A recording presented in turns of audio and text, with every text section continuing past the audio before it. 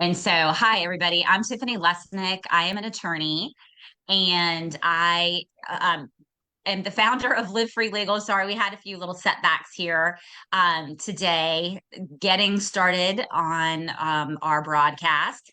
But I am with Live Free Legal and I am a domestic violence attorney as well as a domestic violence survivor.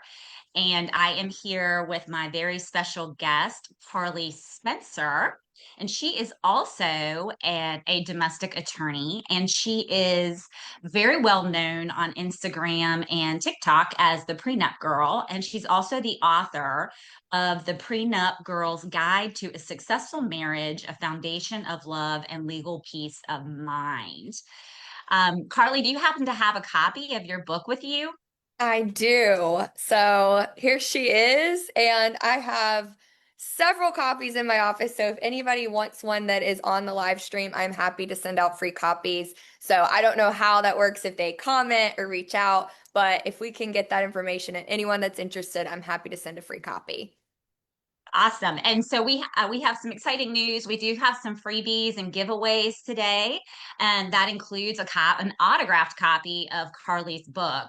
So if you would like an autographed copy of Carlie's book, please put in the chat um, book, and we'll make sure that you get registered in order to qualify or to be registered for Carlie's book as a freebie. Like us and then share this feed with someone who needs to hear it. That's all you need to do to get qualified. And the more times you share it, the more times you'll be entered in the drawing to win Carlie's book. Carlie, can you tell us a little bit about what inspired you to write the Prenup Girl's Guide to a Successful Marriage?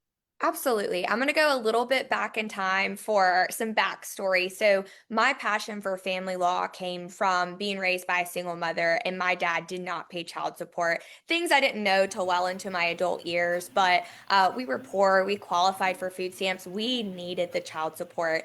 And my mom took the little money that she had and went to see an attorney who did not help her get any child support, just took her money, thousands of dollars that she really didn't have, and then never received a dime of child support. So my heart and passion for family law and domestic cases came from really wanting to make sure that parents had that representation that my mom needed all those years ago. Fast forward, when you do family law, and Tiffany, you know this, a lot of it is really heavy, especially we're going to talk about domestic violence today. And so as I started my own practice, I realized I wanted an area of law that I got to celebrate with my clients because you get to do that so rarely in the rest of domestic law. And so I thought, okay, when people get engaged, and I feel very strongly about prenups, and I know we're going to talk about them more, so I won't soapbox about that now, but I think everyone should know a little bit more about them and the benefits. And so I realized this was an area I could celebrate with my clients, celebrate their engagement, this fun season of life as they enter into their marriage, and hopefully never have to contact me again. The goal is that the prenup sets them up for success. They never need to use it, but it's an insurance policy on their marriage. So that's where it came from, just really wanting to make sure people knew more about it and that I would have an outlet to have a positive interaction with my clients rather than so often the case may be that it's really heavy and we're helping them through the most stressful and tough chapters of their life. On the prenup side, it's supposed to be one of their best chapters. Yeah, no, absolutely. And a lot of people don't know much about prenuptial agreements. You have your own law firm in Raleigh. Can you tell us a little bit about the law firm that you have in Raleigh, North Carolina? And do you do exclusively prenups or do you do all types of family law? So I stay pretty much in my lane. I tell people I do all of the family law categories. So custody, child support, the actual divorce proceedings, as well as the spousal support and the financial cases and equidistribution. Fun fact about me that's weird as a lawyer is my degree is actually in applied mathematics. So a lot of lawyers hate math. And that's kind of my strong suit and my specialty. So I do enjoy financial cases. And then I do domestic violence, which which kind of is quasi family law. There's a lot of intersection and overlap, as you know. So domestic violence cases and then prenups. So they all kind of fit under the family law umbrella. And beyond those cases, there's a few very niche things that people will reach out for, but those are the things that we've really set up the law firm to be the areas of focus, because I think the more narrowly focused you are on the things you're good at, the better you could really serve your clients. So that's what we do at Strive Law Firm. Okay, and I'm going to put that in the feed here just for folks. So it's Strive Law Firm, and you also have a Facebook page. I'll Yes. actually put the link there for the law firm. Okay, great. And tell us, what exactly is a prenup? So I like to tell people it's a contract for marriage. And, this is one of the stereotypes that people say, well, it's just a contract for divorce. And it's really not. It depends on the way you view it. So perception can be your reality. It's actually to help you set up what are going to be the standards in your marriage when it comes to finances. And unfortunately, these are conversations that so many happy engaged couples don't have. And that's what I'm finding on the divorce side. And I don't know if you've seen this correlation, but I am seeing more and more marriages that are under the 5 year mark. Whereas I do feel like kind of at the beginning of my practice, it was 10 and above. And now people are coming in the door 2 years, 3 years, 5 years. And I personally believe, once I hear their story, that they didn't have these conversations. And so many more couples are keeping their finances separate. And I think a big part of that is because they're not having those conversations and how to collaborate as a couple. And it's okay to have separate accounts. I'm not saying that that's a problem, but what I see is they come in and they say, well, I have my separate account, I have my retirement, and I have this, and they have that. So it's not a big deal. Um, and I'm like, yeah, but do you have a prenup? Because that's not how that works. Just because you have Mhm. separate accounts without a prenup, at least in North Carolina, it doesn't matter if they're separate. If it was obtained, earned, grew during the marriage, it's marital. And that's where all the fighting comes in. And so my perspective is if you sit down, you look at your accounts, how you want to do it, you can still keep things separate. You can put it all together and you can have stipulations on how that's going to work. I think one of the things that we're going to talk about today is just how women can protect themselves in a prenup. And for instance, the one that I use a lot is if female decides to be a stay-at-home parent, which is more common. Men do it sometimes too. But if they decide to be a stay-at-home parent, what are their protections? Because often enough, and I'm not saying this is every time, there are exceptions, but a lot of times the working man feels like that was his money once they hit divorce. And it is a fight to the death. It is a fight to the courtroom and a mediation to split things in half. Whereas in prenups, in that case, I like to put in clauses where if either parent decides to be a stay-at-home parent, the working parent or spouse will open up a Roth IRA and max it out every year during that time. And no matter what, in the event of divorce, that's going to be their separate property. And then we still look at everything else as a whole, as the whole picture. But it's things like that, finding little ways to set up when you're in a good mood, when you still love your spouse, when you're still talking to the person that you plan to marry, because the person you marry and the person you divorce are often very different. Right. Figuring out how can we set up something that in the event of divorce, we're both feel that we've been fair and equitable and we don't have to take this to court. So it was a long-winded answer. I apologize. I get very excited about this stuff. Yeah, no, absolutely. And so I want to talk a little bit about the nuances of prenuptial agreements with domestic violence. Mhm. Can prenups protect victims of domestic violence financially if they later need to leave? I think this is interesting. I've been actually pondering this quite a bit. I think that there are protections you can put in place. I think it definitely can protect from financial abuse. Now, physical abuse and what happens after, that's an interesting subject because it's almost, I wonder if I'm talking to a client about this and I make this, or they make the suggestion, my concern would be that there's already domestic violence. Because when you're in a healthy, happy relationship, you don't go to your lawyer for a prenup and say, hey, can we have a clause in case domestic violence happens? So that would be, so when I think real world, that hasn't happened to me yet. I would look at them and say, tell me what's going on. Everything is confidential, but I think we need to have a further conversation. So I think it definitely can be done. You can put parameters in place if this were to happen. If there's a valid protective order or restraining order that's issued against you, that XYZ party will leave the house and provide XYZ support. I think you can contract for that. I think the realistic answer is I would be concerned about the marriage, and it's not my job to tell someone to get married. The same way when they come in divorce, it's not my job to tell them that they should get divorced. That's a purely personal decision. I'll just help them with whichever decision it is. But I would be really concerned from a personal perspective of we need to have a bigger conversation whether you need to be marrying this person, and I can't talk you out of it, and I will make you a prenup the best way that I can to protect you. But that would be I would be really alarmed, I think, if someone came in with that. And it would also be a strange thing to potentially recommend to someone without having an inclination that something's going on. So I think Mhm. that's a tough one.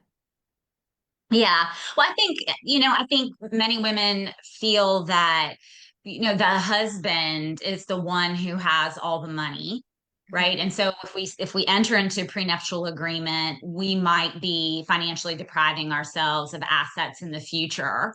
I'm finding as an attorney that I have more and more women who actually have the wealth or the assets.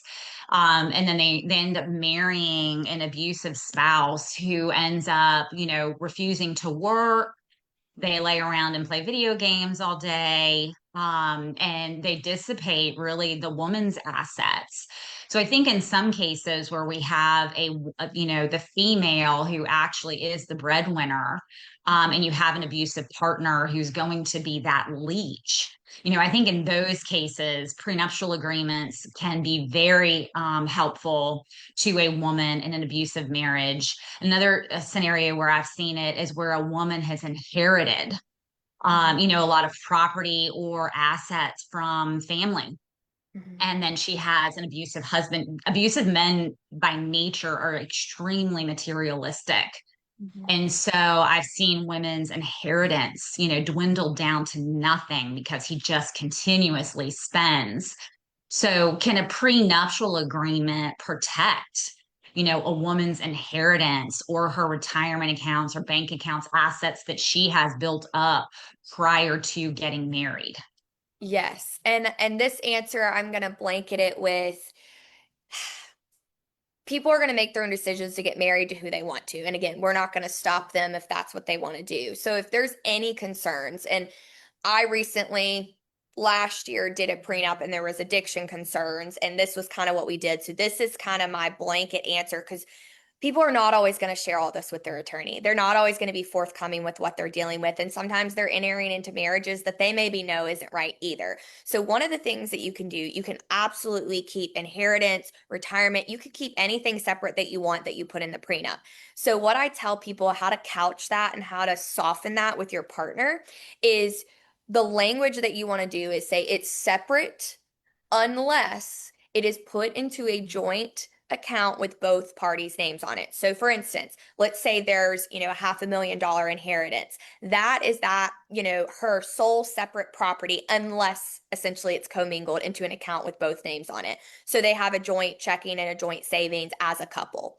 It's her choice to put that money in there. So let's say she's marrying someone that has a history of addiction and they're worried about that. And maybe it's gambling addiction. So like let's put finances on it. And so they're worried that about that inheritance. But say 5 years into the marriage, there's been no evidence of that. They're still on a good path. They could take $100,000 and put it into that account, and that can be marital money. So, what I really like to do in these cases, and I think it helps the party with less assets to feel better about it, is we can keep everything separate, but we can always have a catch-all provision that if you join it together, so if you actively take it from an account that's only in your name and you put it into an account with both names, it can now be marital. So you can have that choice to be a little more collaborative and a little bit more of sharing of the assets. You can always have that as a backup. And I think that that's a really just the state of the world. And like you said, more and more women are coming into marriage with more assets or higher paying jobs than men. And sometimes it's inheritance. I've also done one with a personal injury lawsuit. And so they actually got money over time, but it was for medical things that they had going on. So they really needed to hold on to that as separate property. And that particular couple, I believe, shared everything else, but kept that her sole separate property. And I think we actually put a provision. It didn't even matter if she commingled those funds. That was always going to be hers. It would never be converted, even if she moved them and then got later funds. That doesn't mean the later funds were going to be marital. So you absolutely can make pretty much everything separate that you want. I tell people prenups are not cookie cutter and they're not one size fits all. They are so absolutely tailored to the couple and what they want to do. And I tell people, if you think it's crazy, ask me because it might be possible. There's a few things you can't do in prenups, but for the most part, you ask your attorney, ask the people that you're working with and your legal team because it might be possible to do something creative. It's actually a fun area of law for me because you do get to try to be creative and find ways under the law to protect your client's assets and take care of their concerns.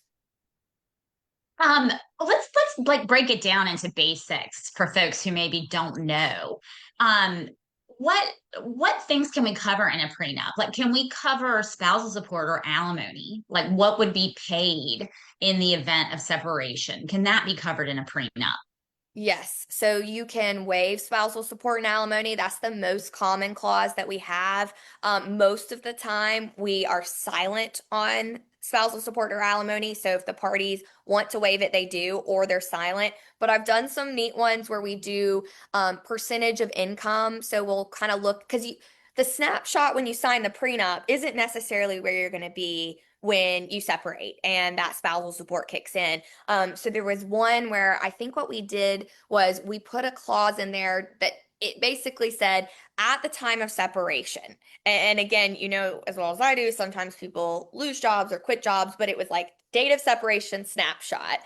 Whatever that is, then the supporting spouse and the dependent spouse had an offset of percentages. There was this whole formula that their incomes go in almost like a created formula like we would use for child support, because we don't know what that's going to look like. And it's very different of, well, what if one party's at 80,000 and one is at 100?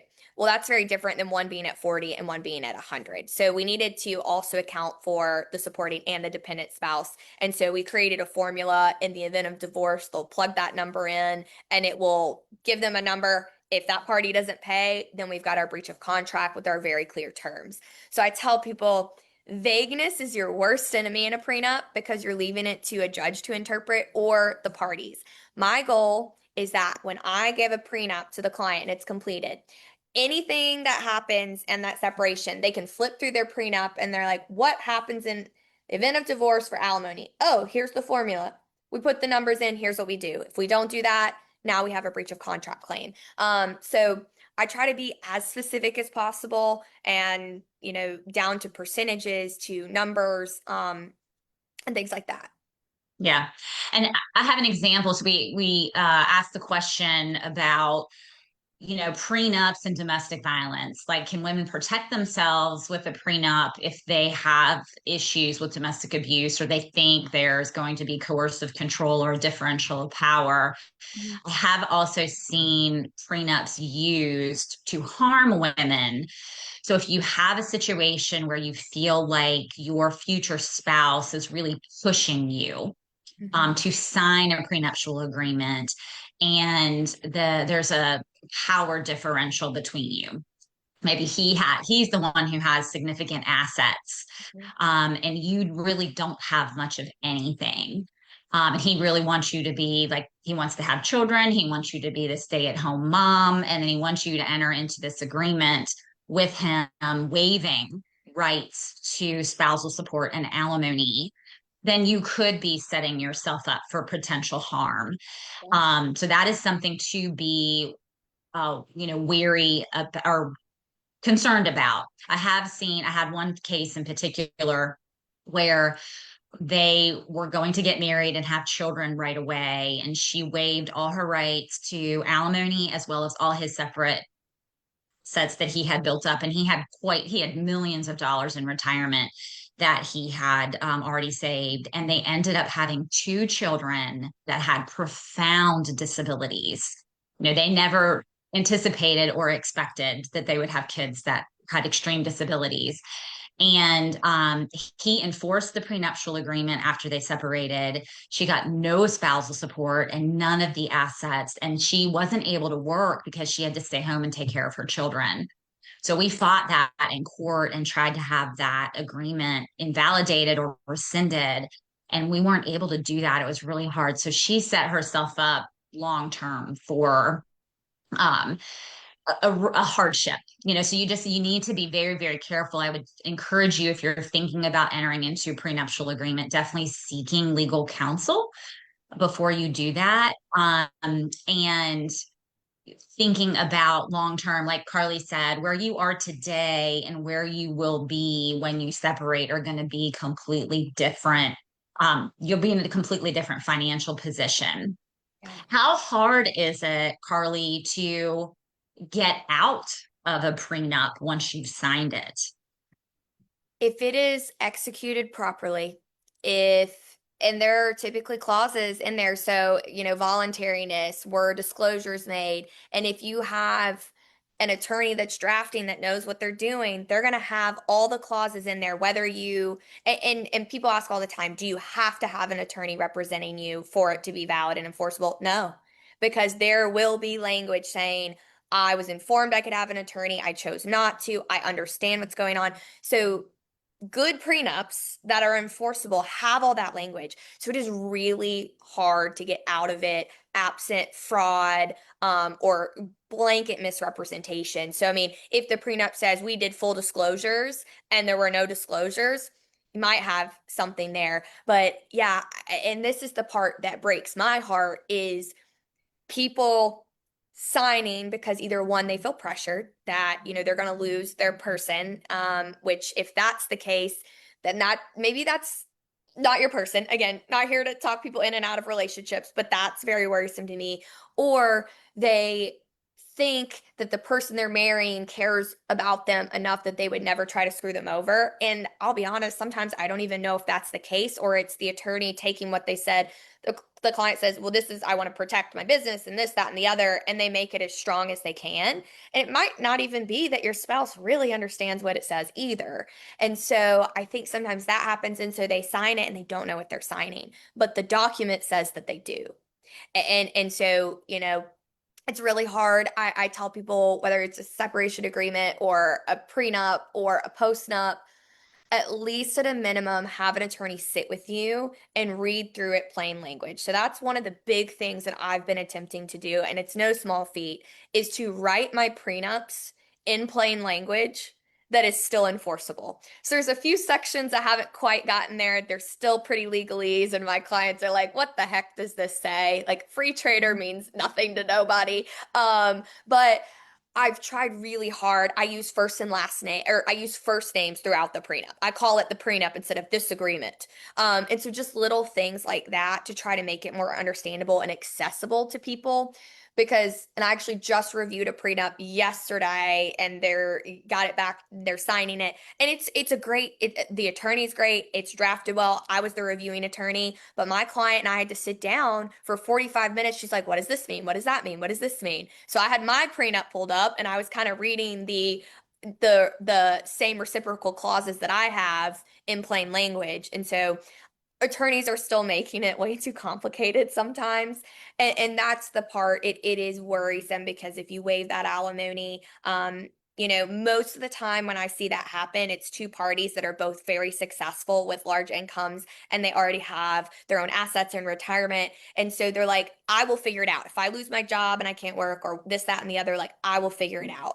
But it concerns me when I've got people with a huge income disparity already, and I see a prenup come through waiving alimony and spousal support, because again, especially if somebody becomes a stay-at-home parent, it's going to flip the script completely. And you and I have both heard horror stories of, people thinking the prenup is in their favor, but turns out it was written that everything in husband's name was his sole separate property. And so the entire, 20-year marriage, he's just putting it in his name, and she's just thinking no big deal. He's got the credit, he's got the stuff, and then they divorce and he gets, 3 properties and all the vehicles and no spousal support, and she's left with nothing, and all she gets is the child support for the 3 kids.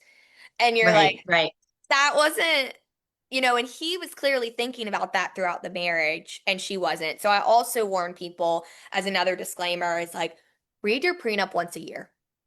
Just right. read and make sure, again, you're not preparing for divorce, but the fact of the matter is the percentage is really high. So make sure you're doing the things like that prenup example for if it says everything that's in that person's name, don't let them put everything in their name for your entire marriage and be left with nothing at the end to show Yeah. for it. Yeah. Um, yeah. What about domestic abuse or domestic violence, coercive control as a reason to invalidate a prenuptial agreement? Does the law recognize that as a valid reason to set aside a prenup?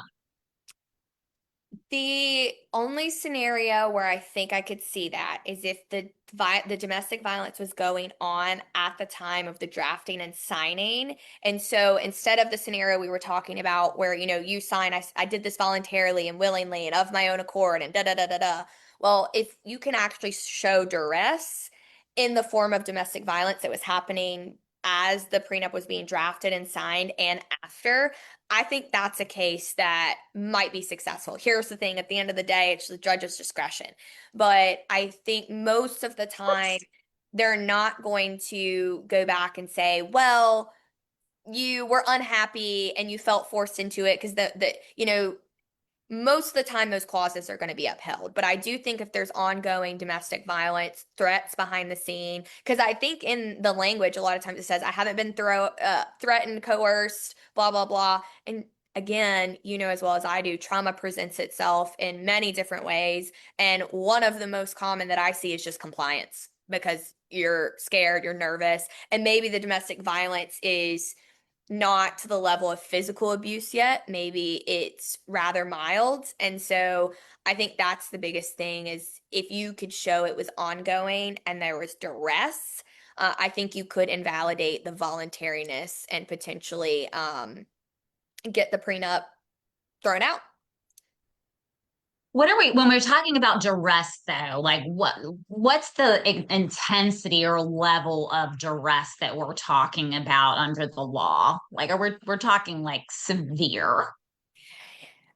I think I think it's going to be a judge discretion on interpreting whether there was enough going on. So let's say there was not physical violence leading up, but then after and in the marriage, it gets physical. Because, it doesn't always start with getting punched in the face. A lot of times it starts with belittling and demeaning and just like breaking down the person's entire being before it goes to physical. So I think it's just presenting it honestly a lot like a domestic violence case, where I think if you are presenting the evidence that this prenup was signed because this person was in an ongoing trauma loop and they were told to sign it and they were afraid what would happen if they didn't sign it, whether it's physical abuse or continued emotional abuse, which I just want to say I'm really proud that I think in Wake County recently I've seen a lot more validation of these emotional abuse cycles, and I've had a judge say,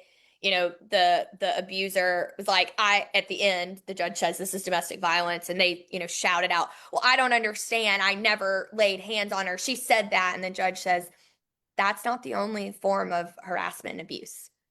And Hmm. like, I won't hear anything else from you. And so I think we're starting to recognize that a lot more, how it really messes with your brain and your ability to make rational decisions when you're just fighting for your life to keep this person you love, keep them happy, keep them from being angry, or keep them from physically harming you. So I think it would be almost a quasi domestic violence type of hearing and presentation to the judge to say, this prenup was signed under these conditions, and if you think that this is voluntary and of this person's free will, then I'd be concerned about what our court system considers harassment and duress. So I think it would just be kind of a creative argument. Again, I haven't made this argument. I have been fortunate that all my prenups are still outstanding and no one's come back to try to enforce them yet. So I haven't had to deal with the domestic violence to Right. invalidate the prenup, but I would be curious if that would be successful. Um, in my experience with prenups, it has not been successful. I mean, even with the premarital act, that's been the federal version that's kind of been incorporated into the state laws. I mean, it pretty much takes like an act of God, my experience, to get out of them. And even if you don't read the agreement, you don't understand the agreement, it's put in front of you like the morning of your wedding and said, if you don't sign this, we're not getting married. None of those and coercive acts of domestic abuse and whatnot, I've never found to be successful in setting aside a prenup. So just be very, very careful. Many victims of domestic violence think that domestic abuse is a way to get out of documents, whether that's a separation agreement, a postnuptial agreement, a prenup agreement, and usually it's not. So just anytime you put your signature to something, you might be permanently bound to it. So just be really, really careful about that. We have a question from Deborah, and she wants to know the difference between a prenup and a postnup. And then there's a secondary follow-up question to that. Did you want to address that, Carlie, or did you want me to talk about the distinctions between the two? Yeah, I can do that real quick because it's an easy answer. So Okay. prenup, you sign it before you get married. Postnup, it's something that you sign after you are already married. And the biggest difference between the two, they're almost identical, a little bit of different language because of you're already husband and wife. The one thing you can't do in a postnup that you can do in a prenup, because we've been talking about it, is you cannot in a postnup waive spousal support. So that also, you know, I'm not telling people to do it this way, but if they think that their spouse is gonna want them to waive it, you can always do a post-nup after you get married and say, oh, well, we can't. We'll just have to, if we cross that bridge, we'll have to figure it out when we get there. So that's the main difference substantively between the two documents, but it's really just about timing. Yeah. And then what about recommendations? Would you recommend entering into a prenup, or I'm sorry, a postnup during the marriage, especially for women maybe who are going through domestic abuse? Yeah, so I am seeing more and more post-nups every single week. So Sorry about that. it's been becoming more and more common because people are realizing I probably should have had a prenup and now I do want to protect myself.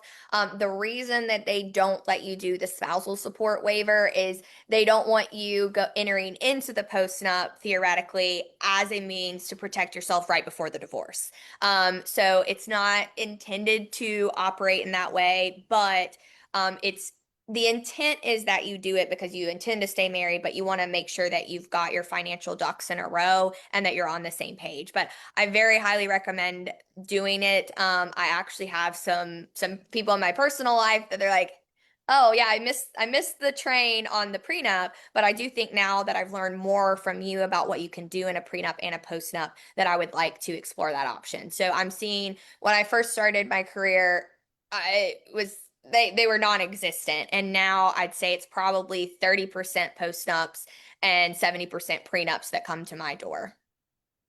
Okay.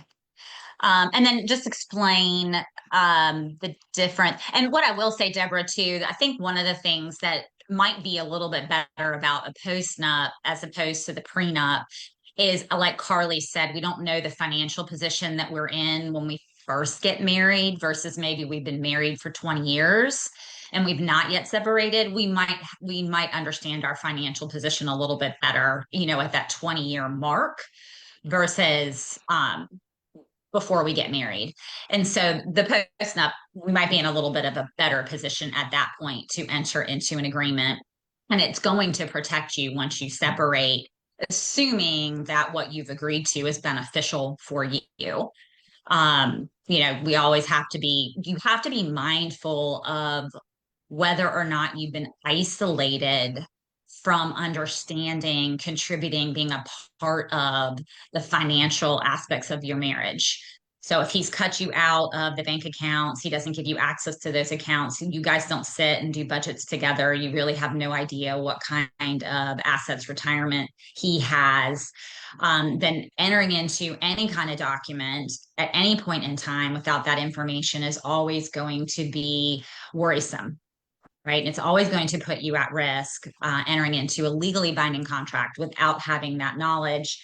And Carlie, can you kind of speak to what type of information you're usually going to collect from folks before they are going to enter into a prenuptial agreement? Like, what kind of financial documentation would you normally collect? Yeah, so retirement's a big one. So you want to find out what are all the retirement accounts? What about investment accounts? Do they have brokerage accounts? Do they have cryptocurrency, or do they have a traditional investment account? So you want to be figuring all of that out. Savings accounts, checkings accounts, credit cards, any loans, any kind of debt. So student loans, car loans, things of that nature. And then you want to get income statements, so tax returns, especially, and we see it all the time. People married parties file separately. So if you're filing separately and you're not getting to look at your partner's information, that could be really hard to get the big picture.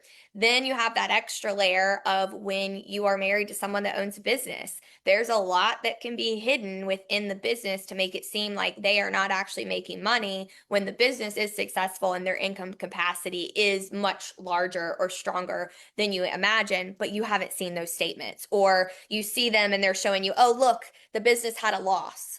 And that's the biggest one to me is a business loss on a tax return does not mean that business wasn't successful, because there's pages where you can go and see, oh, well, they actually leveraged their debt $400,000 this year. And that shows liquidity and ability to pay. So if they're able to get a $400,000 loan and their business is taking a loss, I can tell you most likely that business is successful and there is an income capacity there, even if they're telling you, I only got to pay myself $30,000. So businesses are one of the ones that we really want to be careful with, making sure we understand that, because again, if your prenup or your postnup says that both of you are going to put your income into the same account and that's going to be marital property, and so your partner is only with taking out or paying themselves $30,000 a year, but their capacity that they could be taking out is potentially 150,000, or they're putting that into a brokerage account that you don't know of, and you've said that separate accounts are separate property. Instead of that income going into the marital pot, they're taking that money and putting it into their separate account. So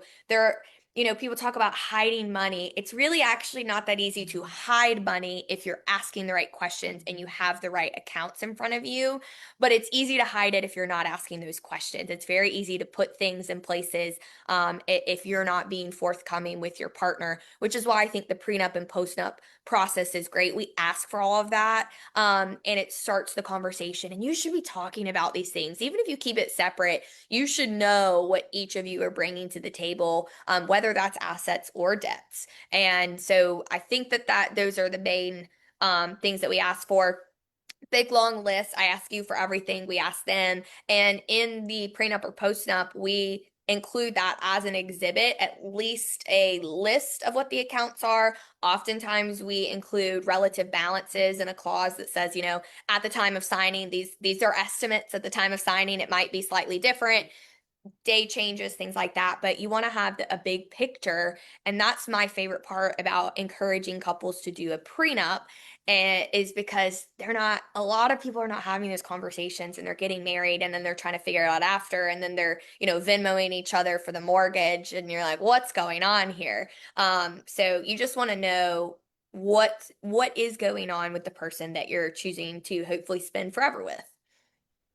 And if you did do a disclosure of financials, so let's say you exchanged retirement accounts, bank accounts, all of that, and he failed to disclose certain documents, maybe especially an account that had a lot of money in it, would that be grounds to set aside the prenuptial agreement later on?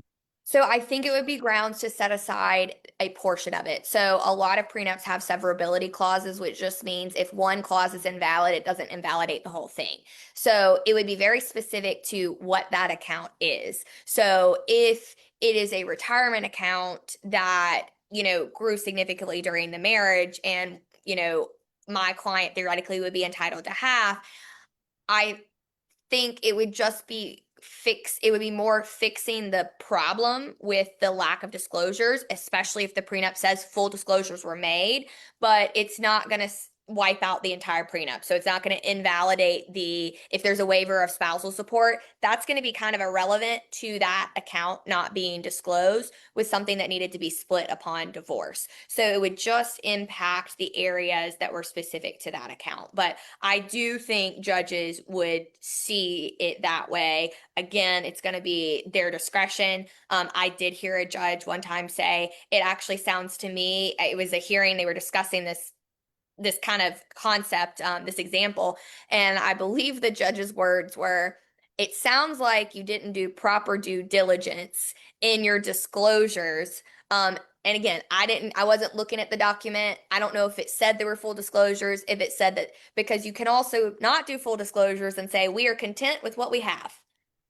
And if we're content with the disclosures we have, then again, don't sign it if you don't believe that. If you are concerned there's something there, then you need to do a full disclosure clause to have the ability to bring up this argument later. So I think it could go either way. My hope would be out of like the essence of what we are trying to do in a prenup and what our law is trying to protect people from is that if you do not disclose and you've said you did full disclosures, that disclosure that was omitted would be added into the prenup in an appropriate way, but wouldn't invalidate the whole thing. About children in prenuptial agreements? Can you contract like custody or child support, issues of children? Can that be agreed to in a prenuptial agreement? Yes and no. So you always have the right to file for custody or child support in the court. So you're never going to be barred because of a prenup. However, you can put in things like parenting philosophies. You can include private school funding, so not actual child support, but who if the kids are going to go to private school, who's going to fund that and how that's going to work. Extracurriculars and college is a big one. So you can put clauses related to quote unquote child support concepts, but you can always file for child support. I tell people also, technically, if you put it in there and then you get divorced, so say we put in dad pays $1,500 in child support and you get divorced and dad pays $1,500 in child support, y'all never go to court, it's never an order. Well, great. Awesome. But as we all know, once you start talking to a divorce lawyer, they start telling you your options and your rights. And first thing I would, say dad comes into my office, I see it, and I run the child support worksheet, and he's only supposed to pay 1,000 instead of 1,500. I'm going to say, well, this isn't actually enforceable. We can file for child support and get the actual amount of $1,000. And so hopefully you're speaking to attorneys that are looking to that. They know the rules. But again, I tell people, as long as people are following it and you can't enforce it, you can always go file for child support. Same with custody. You can say that you can put parenting philosophies that we want to work together and do what's in the best interest of the child, but that's the law and the standard, and you don't get to decide what's in the best interest of the child. The judge does.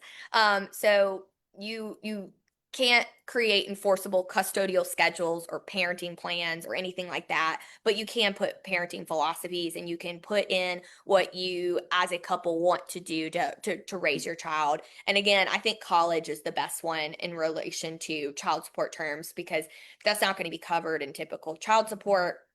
So you can't contract for that. And Deborah asked, would it be wiser to do a post-nup versus a legal separation? And she's not in North Carolina. So, all states are going to define legal separation differently than North Carolina does. But most of the time, legal separation is just going to be, physical separation of the parties. Mm-hmm. My opinion, I'll let Carlie chime in on her opinion. I think it's always better to have a legally binding contract than it is just to be physically separated from one another. Because you have this legally enforceable document that you can use against an abusive spouse who's going to play games with you and vacillate and constantly change things up to just drive you crazy. So that's my opinion. I don't know what you think, Carlie. Yeah, if I'm understanding correctly, are we talking about having a post-nup versus a separation agreement or a post-nup versus just separating? Because I might I'm not not have. sure. The question was a post-nup versus legal separation. So I just take that as, just legally separating and maybe Okay. just agreeing, having oral agreements with one another as to what we're going to do, which oral agreements under the law really don't mean anything.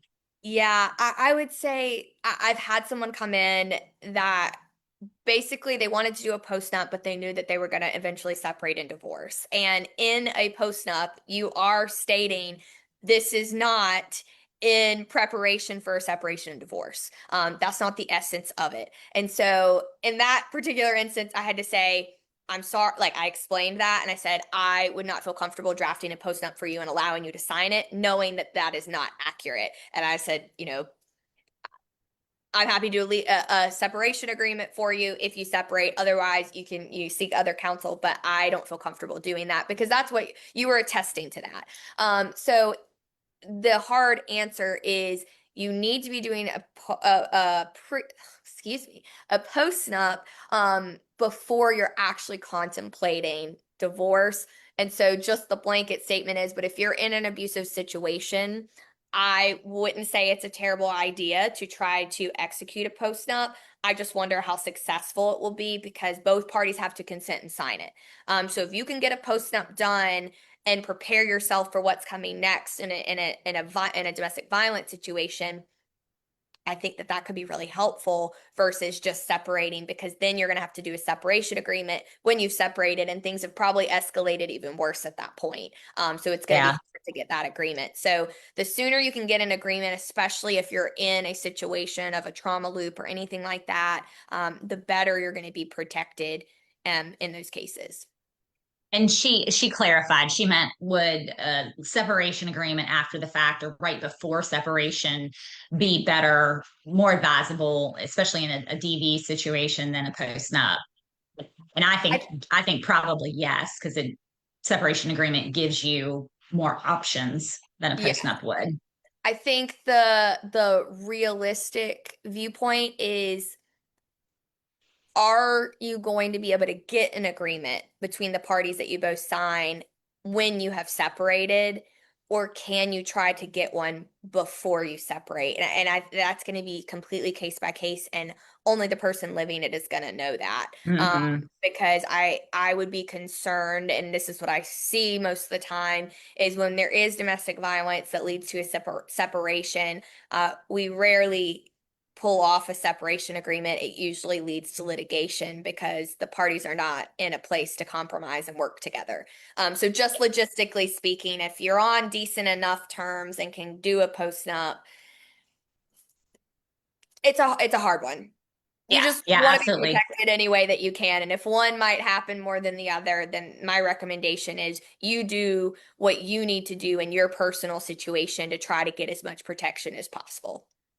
Yeah, and we've got just a few minutes left, but Renee asked, can a prenup protect you from his past debts or his future business related debts?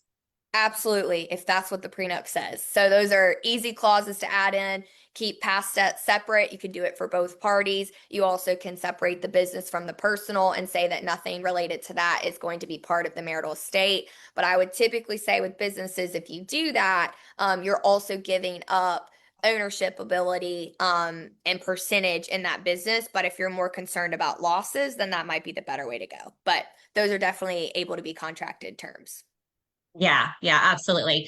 And so we're almost out of time. Carlie, I want to thank you so much for joining us today. I want to remind everybody that we do have some freebies today. So if you would like a copy of Carlie's book, and Carlie, tell us where they can get your book, The Prenup Girl's Guide to a Successful Marriage. I know that it is on Barnes and Noble and Amazon, and then we also have a direct link. So any of my social media handles, there's a link in the bio, and you can go and buy it directly. But it is available on Barnes and Noble and Amazon. That's usually easier for people. And yeah, I hope that anyone that's interested will read it. It is written to be an easy read. It references Kim Kardashian and Kanye and Blair. I mean, it's fictional characters that give you stories of things that you can actually do. So it's meant to break it down so that anyone can read it and understand what their options are. Awesome. And so if you'd like to be entered into if you'd like to win a copy of Carlie's autographed book, put book in the chat and then like and share this feed with someone who needs to hear it. We're also giving away an Empower Her annual membership through Live Free Legal. That's going to give you access to a private community of other women that are going through post-separation litigation abuse, who are also, it's a faith-based community. You're going to get access to devotionals. You're going to get access to free legal templates and documents to help you with your legal journey, as well as emails and just affirmations to help build you up, and free materials. So if you'd like a free membership, put membership in the chat. And then I'm also starting a legal coaching series in the fall beginning September 8th. So I'm taking my professional and my personal experience as a domestic violence survivor, but also as a domestic violence attorney. And I am doing a 12-week legal coaching session to help you become successful in your legal case, whether you're just thinking about separating or you've already gone through the court system. So if you would like to be entered into the drawing to get a free 12-week legal coaching package, please put legal coaching in the chat. And in order to be entered, again, like us, share this with someone who needs to hear it. The more shares that you send out there, the more times you'll be entered in the drawings. And again, I just want to say thank you so much, Carlie, for joining us. Remember, ladies, you are not alone. You are fierce, you are brave, you are strong, and that you can do this. And we are so thankful. If you have any other further questions, feel free to put those in the chat. We are so happy that you joined us, and we will see you next time we do a legal Q&A the third Thursday of every month at noon Eastern Standard Time. Thanks. We'll see you later. Thanks, Carlie. Thank you.